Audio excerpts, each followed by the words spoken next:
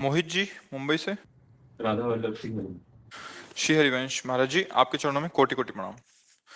और जी, इनका प्रश्न तो लंबा चौड़ा है। इसमें कहना चाह रहे हैं कि इनके पिताजी अत्यधिक तामसिक और जिद्दी स्वभाव के व्यक्ति हैं। अभी महाराज जी पहले तो तामसिक थे, फिर क्या पीछे कुछ एक्सीडेंट हुआ, अभी वो बेड पे आ गए। अभी वो अपनी तामसिक खान पान नहीं छोड़ रहे और ना ही बात मानते हैं, गाली देते हैं, ग्लोज करते हैं, जो भी है। ये देखकर इनको गुस्सा आता है और गुस्से से कुछ खरी खोटी सुना देते हैं। नहीं। फिर पश्चाताप होता है कि मैंने ऐसा क्यों किया, नहीं। मेरी भक्ति का नाश हो रहा है। महाराज जी, अभी हाँ। इनका क्या कर्तव्य है? हाँ, इनका कर्तव्य है, बिल्कुल उनको प्रभु की तरह मानो।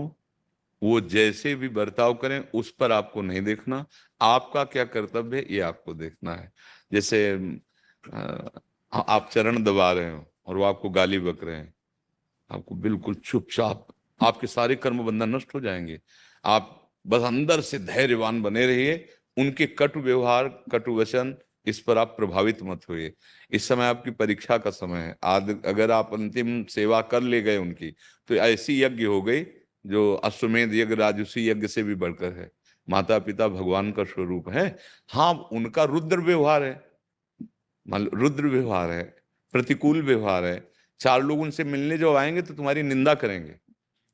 तुम चाहे जितनी सेवा करो तुम्हारी निंदा करेंगे, ये ऐसा, ये ऐसा, ये ऐसा, ऐसा करेंगे, वैसा। आपको कुछ नहीं सुनना। आपको बिल्कुल वैसे अगर निर्वाह कर ले गए तो वो और आप दोनों के बीच में एक ईश्वरी शक्ति है। वो आपको देख रही, वो निहाल कर देगी। वो भले अपनी संपत्ति किसी को दे भी दे तो भी हाथ नहीं उठाना। वो जो संपत्ति देगा उसमें तुम निहाल हो जाओगे। वो कहां से देता है? वो अनेक ब्रह्मांडों की रचना किसी के सहयोग से की है क्या?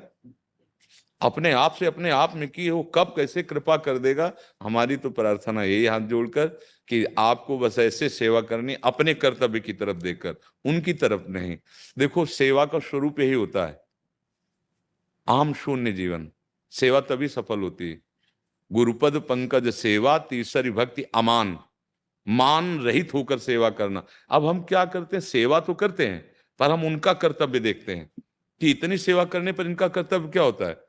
कम से कम ठीक से तो चलो, जो हम तुम्हें अच्छा खवाएं पिए उसे तो खा पी लो, मनमानी मत करो। ऐसा नहीं होगा, वो आपके प्रतिकूल चलेंगे। और अगर आप जीत गए तो निहाल हो जाओगे। बात पकड़ लो, ठाकुर जी हैं उनके हृदय मंदिर में, वो गाली भी बक सकते हैं। एक बार बड़ा प्रसंग है पर उसे हम सारांश में बता रहे हैं। भगवान बृहस्पति जी के बड़े भाई संवर्त ऋषि बड़े सिद्ध महापुरुष थे। तो मरुत जी ने यज्ञ ठानी, 100 यज्ञ, और जो 100 यज्ञ कर ले पूर्ण, वो देवराज इंद्र की पदवी का अधिकारी हो जाता है। देवराज इंद्र बड़े परेशान हुए, तो उन्होंने बड़ी चतुरता करके वशिष्ठ जी जो उनके कुल गुरु थे उन्हीं को निमंत्रण किया यज्ञ के लिए कि आप हमारी यज्ञ कराइए। अब उनके आगे समस्या हो गई। मरुत जी ने वर्ण किया था, देवराज इंद्र ने आकर आज्ञा कर रहे हैं। तो मनुष्य से सर्वश्रेष्ठ देवता, देवताओं में श्रेष्ठ देवराज, तो वशिष्ठ जी ने इस कारण उनकी आज्ञा नहीं टाली। मरुत से साफ जवाब दे दिया कि अब हम तुम्हारी यज्ञ नहीं करा पाएंगे। अब वो बड़े उदास कि अब किसके पास जाऊं? हमारे कुलगुरु तो वशिष्ठ जी जैसा आचार्य कहाँ मिलेगा। तो देवर्षि नारद जी आ गए। जब कोई धर्मात्मा संकट में होता है तो महात्मा का संग दे दिया जाता है। अब देवर्षि नारद जी से अपनी मन की बात पूरी रखी, तो उन्होंने कहा हम आपको बताएं, पूरा दैवी सिस्टम हिल जाएगा। ऐसे हम महात्मा का परिचय बता रहे हैं। काशी में इस समय वो नंग धड़ंग अवधूत रूप में रहते हैं। उनका नाम संवर्त ऋषि है। अगर उनको तुम रिझा लो, वो आचार्य बन जाए, तो कोई ऐसा दैवी शक्ति नहीं कि तुम्हारी यज्ञ में बाधा डाले। तो उन्होंने कहा पहचान कैसे होगी? बोले एक बार विश्वनाथ जी का दर्शन करने आते हैं 24 घंटे में, और वो 100 से विचलित होते हैं।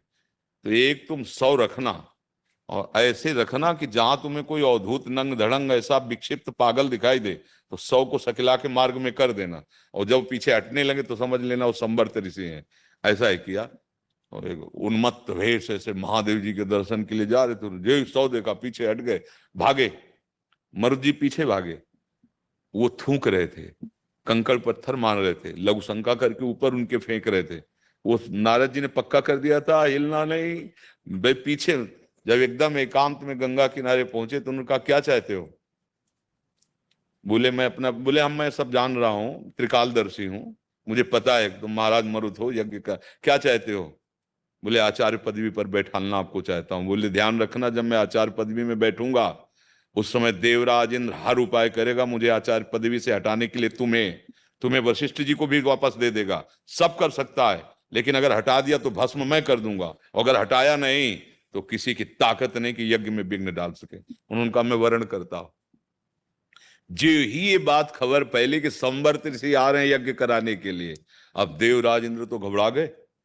अग्नि देवता से कहा जाओ और सामने से जाके संवर्त ऋषि को मना करो और कह दो मैं आहुति पहुंचाऊंगा ही नहीं, क्योंकि ये काम तो अग्नि देवता को होता है।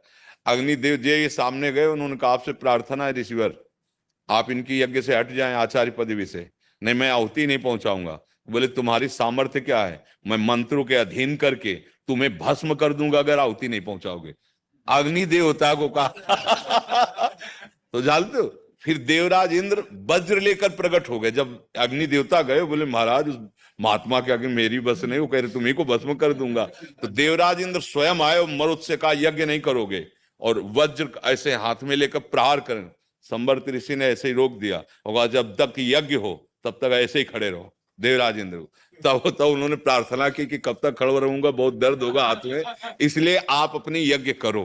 तो देखो अगर आप निष्ठा पे हो तो सब बदल जाएगा। जैसे भगवान की कृपा नहीं तो आपको यहाँ भेजा है, तो बस अपने पिता में भगवान को देखो, वो गाली दें उनकी सोच फेंकना पड़ेगा, उनकी ये सब मलमूत्र फेंकना पड़ेगा, बहुत धैर्य पूर्वक। इतनी बड़ी पूजा हो जाएगी प्यारे, हमारी बात समझ लो कि वो साधना कभी जीवन में कर नहीं सकते जो तुम्हें वो फल मिलेगा।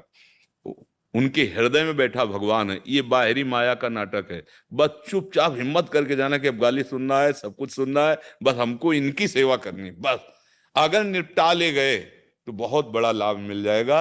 बड़ा मुश्किल होता है, क्योंकि जब हम सेवा करते हैं तन से, धन से, मन से, तो हमारे मन में एक बात होती है कि प्रशंसा तो होनी। जब 4 रिश्तेदार आए तो कि हमारे जैसा बेटा कोई नहीं होगा, इतना तो है ना, और इतना की जगह वो निंदा कर रहे हैं। इन सारी चीजों से दिक्कत भी नहीं है महाराज जी, मतलब 8 साल हो गए उनको इससे हाँ। जूझते हुए। जी। जब हमारी माता श्री जो हैं तो अध्यात्म पे वो मुझे और मेरे भाई को वही लेकर आई बचपन से। जी। जब उन्हें गाली देते हैं ना तब नहीं वो बहुत किसी वो लगती कुछ है। भी कुछ नहीं, अपने कर्तव्य को देखो, अपने कर्तव्य को बिल्कुल नहीं। तो माता श्री के लिए भी कुछ ना बोले उन्हें। अब वो मार तो सकते नहीं, नहीं बिल्कुल। तो फिर चिंता क्या कर पड़े पड़े बोले ले तो क्या चला जाएगा। आप अपने कान बंद रखो और माता जी को समझा दो कि देखो स्थिति उनकी ऐसी है, और वो माँ है और वो उनकी अर्धांगिनी है, वो सहने में आपसे ज्यादा प्रवीण है, तभी आपको अध्यात्म की तरफ भेज सकती है। जो माँ सहनशील और विवेकवान होती है वही अपने पुत्र को अध्यात्म का मार्ग दिखाती है। अन्यथा तो माता पिता बालकें बुलावें, उदर भरे सोई जतन सिखावें।